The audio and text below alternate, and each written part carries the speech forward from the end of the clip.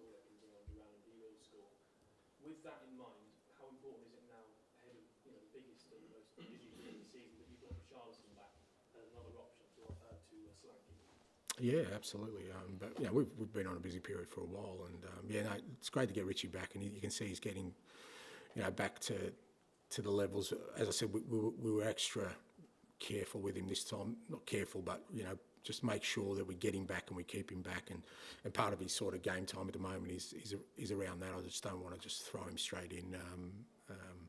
But every time he's playing now, he's making an impact. I thought he made an impact again on Wednesday night out on the left. But yeah, it's really important because again, with the volume of games we've had, the good thing for us is that, again, part of our evolution is we're getting goals from different areas.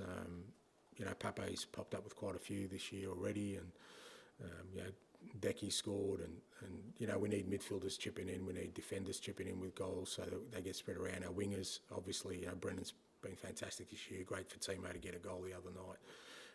That's just as important. But look, we've already we're being through a busy period. We've got another busy period coming up. So far the squad's maintained a really good level with me making changes. I mean, I made 5 or 6 the other night. We've consistently done that, and it's going to be important moving forward. Is it also particularly important, given that they're slightly different profiles of strikers? It's not just that you can put one on with fresh legs, but also they can give you slightly different aspects as well. Yeah, I think we've tried to do that kind of with the squad. That it's not necessarily like for like. It's just people with different attributes. The underlying sort of foundation of that is there are some things that are kind of non-negotiable in the way we play, but Richie and if you sort of stack them up against Dom, they both work really hard defensively for us, which is important. But yeah, the way they attack then is different. But I think they both have great strengths that certainly we can again benefit from. James, just kind of following up on that, you mentioned the physical effort that you guys put in. We saw Dominic Solanke drop his knees after that game against City. Often from the outside, strikers are judged on goals and shots, and in that respect, you might have done struggling in that sense, but clearly he offers something more, and also he's helping get goals from elsewhere around the team.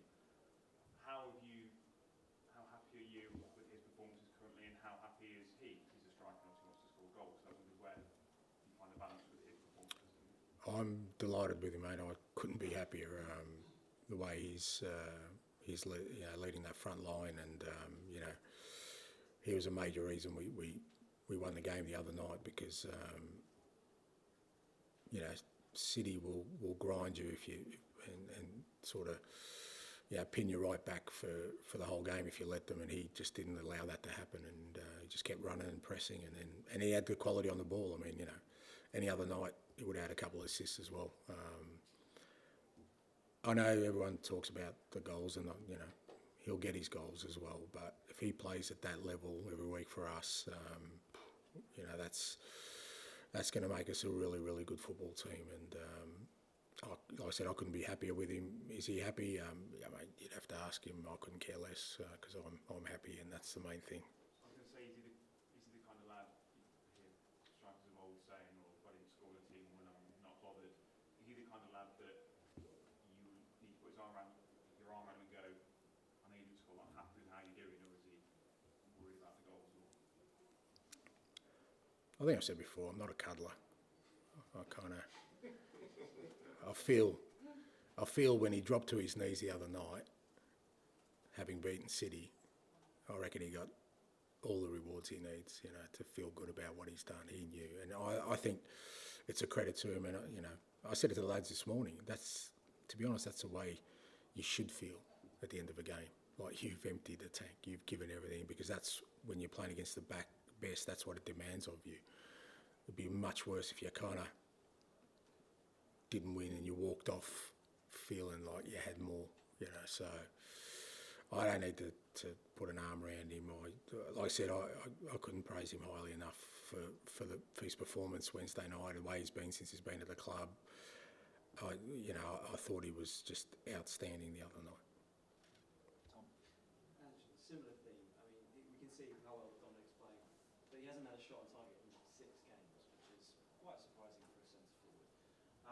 Does that based on what you're saying, doesn't sound like it matters at all. Oh, look, it depends, Tom. I mean, there was a couple of weeks before he scored where people were saying he hasn't scored in 3 or 4 games, and he was injured during that time. Then he scores a couple of goals, but I don't think it matters. No, I really don't, because to me, what's much more important is his contribution to us, playing our football. Because maybe he'd have 3 goals and more shots on target, but if he wasn't doing the job we needed for him to do, we would be struggling as a team. So for me, that's the ultimate measure, is each component of what we set up team wise, is it contributing to us playing the football we want? And he certainly is now. Like I said, I mean, he's been a breath away from scoring another goal or two, and then people don't talk about this stuff, but I don't. For me personally, no, it's not how I measure a striker's performance on how many shots he gets on target, or even the number of goals he scores. Obviously, if he's not getting into the area, or he's missing a lot of chances, or there's an issue there with the way he's going about things, we'll address it. But for the way we're playing at the moment and what we need, I think he's the perfect sort of front man for us. And I do believe he will score a lot of goals for us. I don't have a fear in terms of that. And you mentioned about the goals coming from everywhere. I think no team, I think Arsenal and Spurs have both got 12 goal scorers across all competitions. No one else has got more than that. I mean, it used to be, I guess when you got Harry in a team, Yeah. it's always going to be the front man and then Sonny. But I know when he left, you were thinking you had to get goals from elsewhere. But how happy with how that's come to pass? Yeah, look, again, that's... I mean, I guess that's what I'm continually talking about. We've had a major shift at the club, from what it was for a very long time, which was not necessarily, well, it wasn't successful, but it was still very formidable, that with Harry and, like I said, Sonny, that it was a tough team to stop, especially with the transition football they were playing. So I've tried to take us to a totally different sort of direction in 15 months, where we're not reliant sort of on one person or one way of scoring or one sort of way of playing our football. And when it's such a serious departure, it's kind of what we're struggling with at the moment, the inconsistency of it. But I still think that if we persevere with it, we'll get to a space where we can be just as formidable, but in a different way, of oppositions maybe trying to stop us, and knowing that we've got multiple ways of breaking through, scoring goals, or being effective in our football. And I am, this year especially, I just seen, I think, and he hasn't played a lot, but every time Pape's played, he's either scored or assisted or close. Now, that's not something that people were sort of synonymous with him, and he's still got the physicality, the running aspect, and the closing down. So, we've got getting goals out of the wingers, which I think we needed to do more. Now, Decky, I think, is looking more and more of a goal threat from midfield. We got a goal from an attacking set piece the other night. No one's mentioned that. Yeah, mentioned that in the attacking set piece.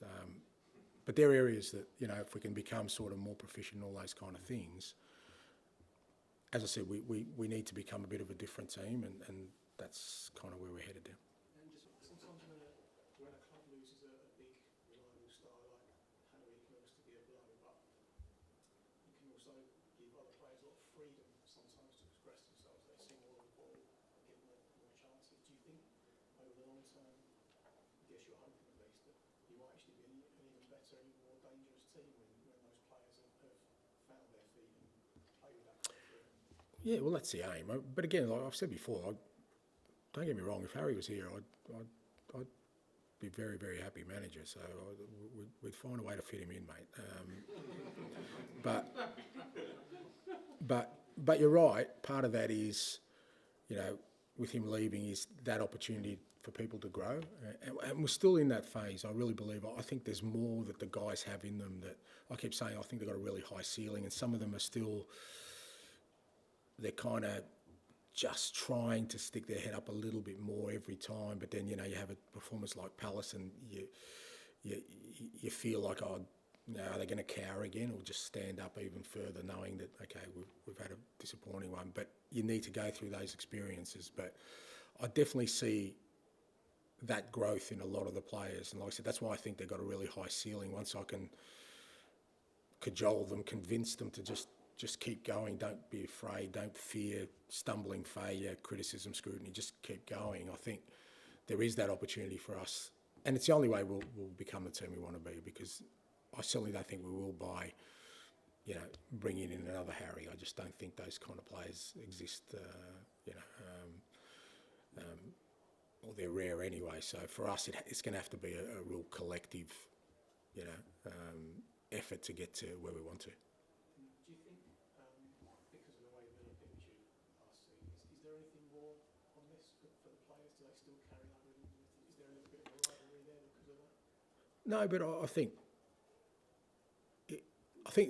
we're looking forward to it, because we know it's going to be a good game, because they're a good side, and they ask, again, they're a team that asks you certain questions, and we know we can ask them certain questions. And the thing is with Una's team, he doesn't chop and change too much. There's a core there that consistently play, and the way they play, and they're really very well drilled. So it's a great challenge, but it's at home for us. Again, another home game. We want to continue to be strong at home, and we certainly need to make sure our league form is more consistent than what it has been, results-wise. That's of primary importance for us. It doesn't hurt at all seeing them play, the football you wanted to play in Europe. In terms of, Because they finished above you. in Champions League, you mean? Yeah, I mean, your records were almost identical. One result. Yeah. The way we changed it around. Yeah. Kind of stole it. Yeah. And if English teams had done better in Europe last year, geez, everything's against me, mate. Woe is me. No, I don't think that way, mate. They got what they deserved. We got what we deserved. We're playing where we're playing. They're playing where they're playing. We just try and get on top of them this year. Thank you very much. Thanks, guys. Good luck. Thanks. Good luck with the goal.